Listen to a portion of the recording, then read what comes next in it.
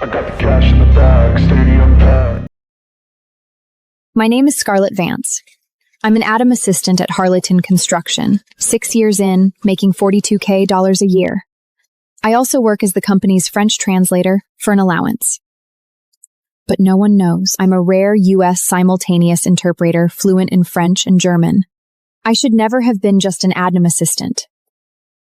But my story begins right here, with me sitting at this desk. Starting this month, all unofficial allowances in AdMem are canceled! A dozen of people sat in room, but no one said a word.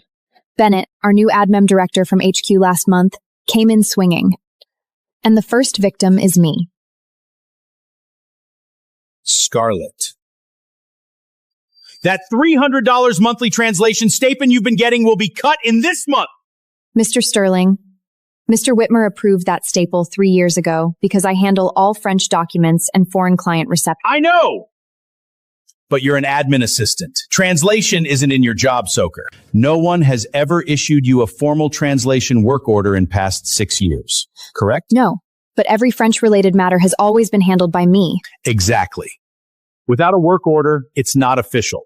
If you voluntarily work overtime, the company has no obligation to pay you extra. It's not personal. Maggie glanced at me, looking like she wanted to say something. I said nothing else.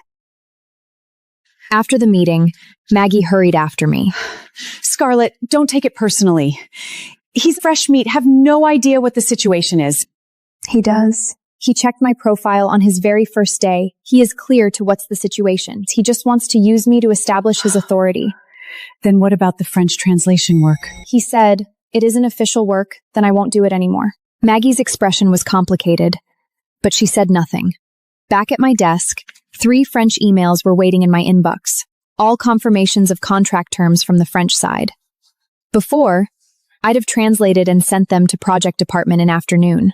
This time, I marked them as read and closed the page. If it wasn't official work, I wasn't doing it. By next morning, everyone knew the French client was coming. Jean-Paul Martin, CEO of France's MBT Construction Group, had Harmingston's biggest foreign contract, 200 millers. His yearly inspection to U.S. was always handled by me, 6 years in a row, not a single mistake. Scarlett! Come here for a moment. I followed him inside, and he shut the door.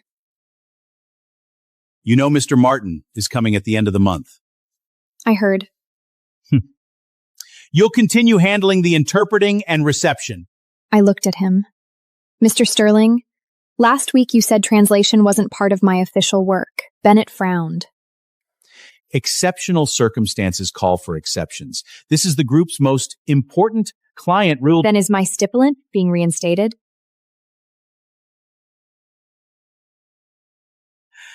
The policy was just changed. We can't make an exception for one person. Treat it as overtime this time. We'll give you comp time later.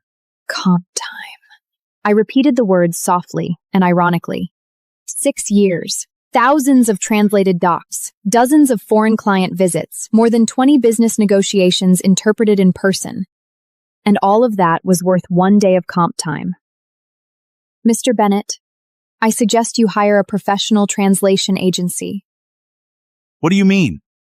My French isn't very good. I'd hate to jeopardize something this important for the group. Bennett's expression changed instantly. Scarlett, you're really going to play games with me now? I wouldn't dare. I'm just an admin assistant. Translation isn't part of my job description. You said so yourself.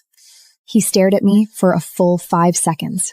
You may leave now! I left his office. The moment I sat down, Maggie leaned over. What did he want? He wants me to keep interpreting at the end of the month. And you? I refused. Mag nearly dropped her mug. Are you crazy? That's Mr. Martin. It's a $200 million project. It's not my problem. He said translation isn't my job. Then what is he going to do? He said he'd hire a translation agency. Maggie was silent for a bit. You know, regular agencies can't handle specialized French interpreting for construction and engineering. You know that. I know. Then I also know he won't reinstate my stipulus. So this isn't my problem anymore.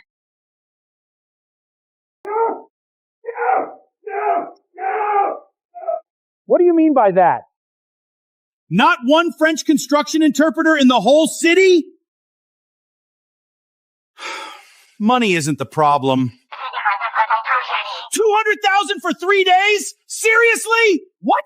Next Wednesday's the earliest? Mr. Martin arrives Monday! I lowered my head and kept organizing the reports. Not my business. Word that Bennett couldn't find an interpreter soon reached Mr. Whitmore. Mr. Whitmore sat at the head of the table, Bennett beside him. The project, business, and external relations departments were all represented. Mr. Whitmore, Mr. Sterling's correct. Translation's not in my scope. I did it for 6 years because the company needed it. Clara has spent 3 years in France. She must be more professional than me. I will follow Mr. Sterling. Then, Clara will handle the preparations.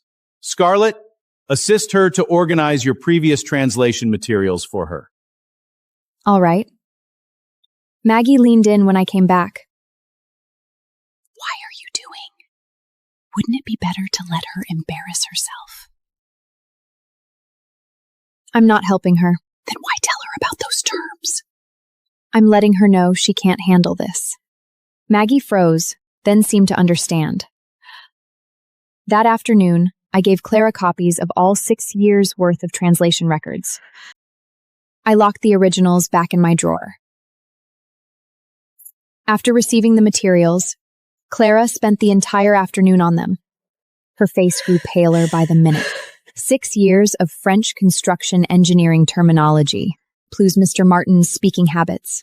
That kind of professional expertise can't be built by memorizing vocabulary. How's going? Mr. Sterling, there are too many technical terms. You lived in France for 3 years! But I studied business. Construction engineering is... Then why did you say you have no problem on French at all? At lunch, Maggie gave me another update. Bennett called 2 more agencies today. One quoted $200K for 3 days. The other said they can't do such business. He agreed to pay the $200,000? No. Mr. Whitmore approved a maximum budget of $100,000. Bennett doesn't dare. Then he's out of options. There's something else. When Bennett reported to Mr. Whitmore today, he said Clara was perfectly prepared. My hands stopped in math air a bit. He knows Clara can't do it. Of course he does. But he can't admit his mistake of pushing you over. So he'd rather gamble with a $200 million project. Maggie said nothing. Clara caused a disaster at the airport. The first thing Mr. Martin asked in French after landing was, "Where's Scarlett?" Clara didn't understand him at all. Bienvenue aux États-Unis. She answered, "Bienvenue aux États-Unis." Mr. Martin's face fell immediately. Bennett made Clara read the French welcome letter. Forcément. No. She froze in 3 sentences. Mr. Martin's assistant switched to English and asked, "Where is the interpreter your company used before?" "Bennett said you were on vacation." "On vacation!" Mr. Martin didn't say a word. He just got into the car.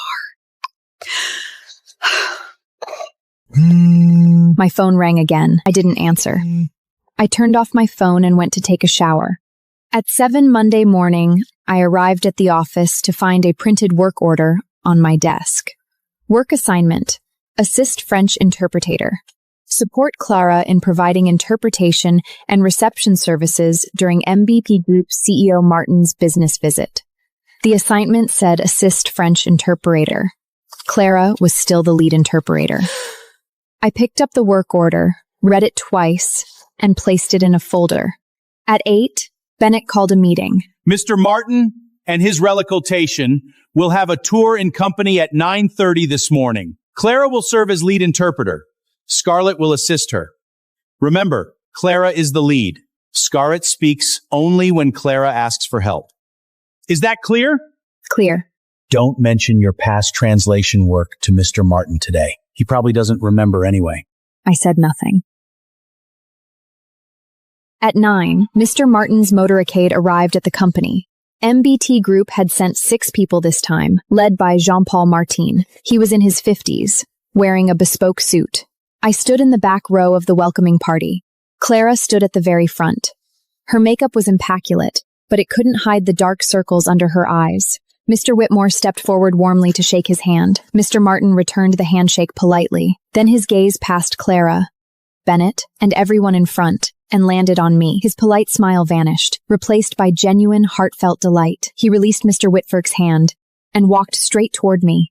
Scarlett! Everyone froze. Bennett's face shifted from pale to livid. Mr. Martin came up to me and, following French custom, kissed me once on each cheek. Cher ami, tu me manques. Holding my hand, he turned to Mr. Whitmore and launched into a long stream of French. Clara stood beside him, completely lost. She didn't understand a single word. I understood every word. He said that for 6 years, every time he came, Mrs. Scarlett had been the one to receive him. He said I'm his most trusted partner in America, and that he had been deeply disappointed not to see me at the airport yesterday. Everyone's gaze moved back and forth between Clara and me. Bennett's face went completely rizzig. Mr. Whitmore couldn't understand French, but he could read Mr. Martin's attitude.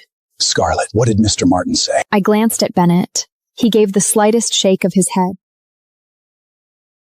Mr. Martin said he's very pleased to visit Harvingstown Construction and appreciates the company's warm welcome. Mr. Martin glanced at me. He understood some English. He knew I hadn't translated him truthfully, but he said nothing. He only smiled. The tour officially began. Clara walked beside Mr. Martin, holding a presentation script prepared in advance. She read from it word for word. After 2 minutes, Mr. Martin interrupted her and asked a question in French. Pour les joints de connexion de ces éléments préfabriqués, utilisez-vous des connexions humides ou des connexions sèches?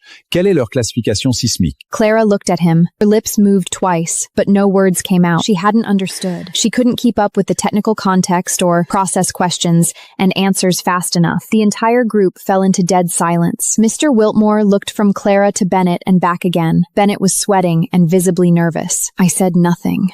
My work order said I was there to assist. Clara hadn't asked for help. I had no standing to interrupt. The silence lasted about 10 seconds. Then Sophia, Mr. Martin's assistant, spoke softly. Perhaps we could ask Miss Scarlett to answer?